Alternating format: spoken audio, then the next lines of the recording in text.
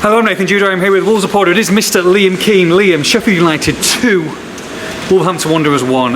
Can't quite believe it. Sheffield United's first win of the season. And quite simply, Liam, a game that Wolves shouldn't have lost. No, absolutely. We'll sort of do it in chronological order. So let's look at the first half. Mm-hmm. Wolves, I thought, were brilliant without being massively threatening. Dominant, weren't they? But dominant. You turned to me at one point and said they're absolutely toying with Sheffield United, and I think that was spot on.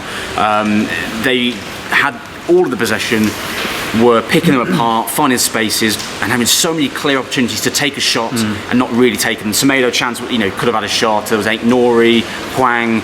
There were several opportunities. I thought Kalajic and Cunha were linking up quite well. Overall, it was a pretty decent performance, and Wolves were massively on top and didn't take their chance. And we went into half time, we sat there, like I'm sure a lot of Wolves fans did, and said, this is just going to come back and bite us in the arse, isn't it? And that's exactly what happened. Yeah, look, second half, Sheffield United could not have been any poorer, by the way. They were dreadful first half. Yeah. For a team, obviously, when you got 1 point, the life is sucked out of you, but they were passive, they didn't press. They gave Wolves all the ball. This was perfect. And yet, Wolves created plenty of opportunities, but didn't really have any shots on goal, I felt. No, you go into that second half, and you knew Sheffield United would come out better. They did, and then they get the goal, and that's when the fireworks start. Yeah, it's a little bit of luck, obviously, the way the ball ricochets, but I think the ball was so poor defensively to allow Archer to even get through in the first place. It's a good finish from him from distance. I'll be honest, as of the recording right now, I haven't seen a replay of the goal. I did see a few fans tweet me to suggest that Sarr was a bit far off his line. I'm not going to criticise him because I haven't seen it, but I just wanted to flag that as a sort of possible one I'll look at once we finished here today. But overall, just a really disappointing goal for Wolves to concede. And from then, really, they huffed and they puffed and they didn't really look like scoring. And to be honest, it had all of the makings of a 1-0 to Sheffield United. And almost out of nowhere, Bellegarde gets a bit of a deflection, but it's a good finish. Gets his first Wolves goal off the bench. And we're thinking, okay, a point here in this. Let's just get in, get out, take the point. A point here in the scenario and the context of the game is fine. It's good. It's a good point. Get out of here. Leave Bramall Lane with a point. And probably the way that things were going, a fair result and reflection. First half dominant, second half Sheffield United with a better side. 1-1 is probably a fair result. Yeah, I agree with that. What you cannot do. When did Bellegarde score? What minute? 89th. 89th. What you cannot do is lose that game. Now, the manner. There's losing the game and there's the manner in what they've lost it. And first of all, Fabio Silva's got to be a little more clever, because you know that if you're giving the referee a chance these days to make a decision, you know what's going to happen with your Wolves. But I've seen a replay, and that is, again, an absolute sickener. And as soon as that's given, you know it's not going to get overturned. You just know by the way that VAR's happened, and it's incredible. Gary O'Neill's absolutely beside himself. He doesn't know which way to turn, and it's another decision and another goal that's gone against Wolves in a crucial situation. This isn't 3-0, losing 3-0 or winning 4-0 a game. Every single goal seems to have a huge effect in the game. Yeah, absolutely. And the result overall. The first thing I'll say is I really feel for Fabio Silva in this situation. He's been desperate for a chance to come on. He comes on, gets a booking early on. I think he made a foul during an attack when Wolves possibly had an opportunity to go and create a chance. Had a header as well. I think he was offside for that, but still. I think he was on though in the replay. Oh really? Okay, yeah. Okay. Either way, I think you've got to at least hit the target with that. Absolutely. So I really feel for him, because he's had limited chances. Well, no chances, to be honest. Gets this one chance, and you think, okay, this is the moment. It doesn't go right for him from the start, and then to give that penalty away. Now, the only criticism I have in terms of the penalty is he's had 2 or 3 chances to clear the ball there, and he hasn't. That's the only criticism I have for Fabio Silva in that situation. After that, it's purely down to referee and VAR incompetence. And I wasn't in the press conference with Gary O'Neill we've just done there. I was down in the mix zone, and there'll be more on that. With speaking to a couple of the players who obviously angry with the situation. But just speaking to you guys then after what Gary O'Neill said, he said he's gone in and sat and watched the decision with the referee after the game. He took a while to come up and do his interviews, a long time to come up and do his interviews, which is unusual for him. And he sat there, watched it, and the referee said, yeah, I stand by my decision, it's still a penalty. I don't understand where Wolves go from here, because the sporting director's getting fined for being, well, I say fined, he hasn't been found guilty yet, but he's being charged rather by the FA for getting angry, I imagine, allegedly, at the situation last week. And you can understand the anger. Now, I don't think you can condone anything that may or may not have been said, but you can understand where Wolves are coming from, because they're getting decision after decision after decision, and it's 2 weeks in a row, and they're unlucky. He said, look, realistically 100%, and Wolves have got 12 points at this moment in time. It's cost them 6 points this season already. 6 points, which between 12 and 18 points, that's a massive, massive difference. And yes, he said he sat with the referee and he says that's the craziest, the saddest, and the massive problem now is that he's looked at the referee and the referee still says, oh, there's a little bit of Baldock's calf, I think, on Fabio Silva's shin, but or shin pad, I think it is. But the fact that he stands by his decision, that's why the game is in a really bad spot at this moment in time.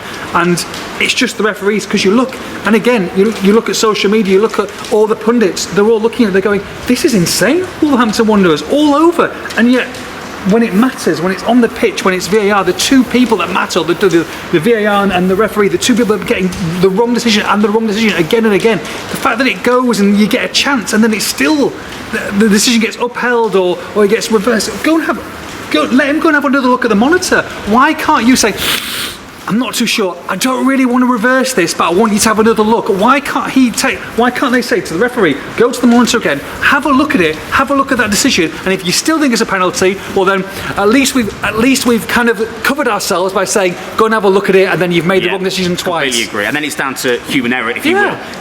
This is the exact conversation. Because they look after themselves. Well, exactly. They've got to look after themselves. They've got to pat you on the back. They've got to roll them. They've got to give them stroke. Well, I mean, we've already seen a few months ago.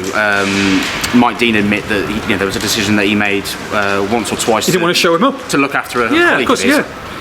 That says everything you need to know. Of course it is. This is the exact conversation I had with a colleague earlier this week. By coincidence, we haven't discussed this before, and you just brought it up.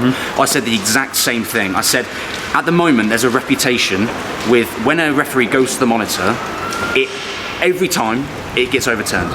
Now, why don't VAR send them to the monitor? And even if the referee decides, no, I stand by my decision, I'm going to give it, at least then you can have at least some sort of, is respect the right word for the decision? But there's no respect for that decision. When VAR looks at it for, 2, 3, 4, 5 minutes, it did the same, it was longer against Newcastle as well, they looked at it for a long time, same here today, and don't overturn it. It doesn't make any sense for me. Allow them to go and have another look at it. If the referee then decides he's sticking by his decision, fine, we can criticise the referee. In real time, I can sort of understand why he's giving it. On reflection with VAR, it shouldn't have been given, and then on reflection down when Gary Neal's talking to the referee and watching it, the fact that he still stood by it, that says everything you need to know as well. It's embarrassing. And I'm sure the referee or VAR, someone might get punished by the PGA and MOL. Of course, it isn't publicly punished, but they are being punished. Then you'll have people, PR merchants coming out and defending them and saying, oh, they occasionally will do a game in the Championship, load of rubbish. But is it ever going to change? I don't think so. The level of officiating in this country has been below terrible for a number of years, and it is not getting better. Gary Neal said that he didn't get an apology last week, and he didn't expect to get an apology this one, and he doesn't want one. He doesn't want one. He's beside himself. You can understand it. Wolves were not good today for large periods of the second half, and yet they did not deserve to lose that game. They've got to be more clinical, of course they do. People will look to Pedro Neto missing this game today and going, where's the main attacking outlet? Have they got to be better? Yes, they do need to be better. Yes, they do need to. They've got to play better than that. I thought there were a few poor performances out there. However, when you look at the game, the talking point is going to be again against this decision about this decision. Mistakes happen, Liam. Yeah. We make mistakes. Yeah, we all do. We all make mistakes. Absolutely. And then you make more mistakes, and then you make more mistakes, and then you start questioning, are you good at this job? And then you still make more mistakes. And I tell you what, in any other walk of life, if you're in the job and you're continually making the same mistakes again, you lose your job. If we make mistakes and we're making the same mistakes and we're not learning it, you are going to lose your job.